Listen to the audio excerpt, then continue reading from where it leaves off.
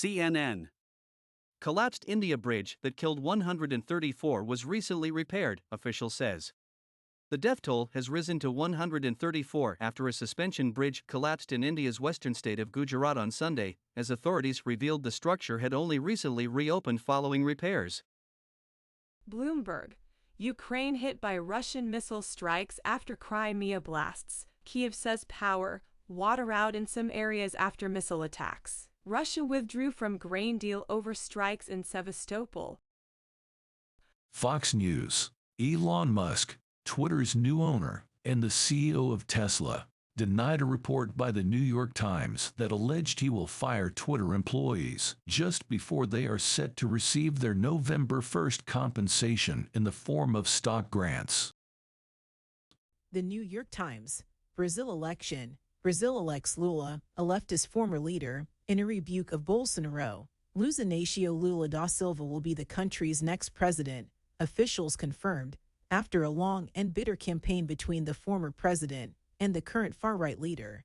It was a rejection of Jair Bolsonaro's far-right movement and his divisive 4 years in office. Time.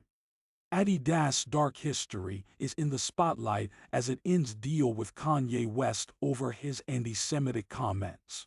On Tuesday, following on the heels of several other companies that spoke out against the star, German sportswear brand Adidas announced that it is cutting ties with West. The company said that terminating the partnership will cost it at least $250 million this year. The Times of India. Prime Minister Narendra Modi on Sunday laid the foundation stone of the Tata Airbus-owned facility at Vadodara, Gujarat, to manufacture C-295 military transport planes. With the launch of the new facility, India has now entered an illustrious league of only a dozen nations with the capacity to manufacture these aircraft. France 24. Clashes as thousands march in France against agro-industry water megabasins.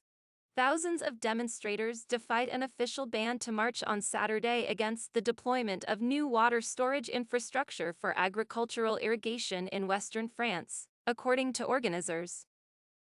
Herald Sun, Australia.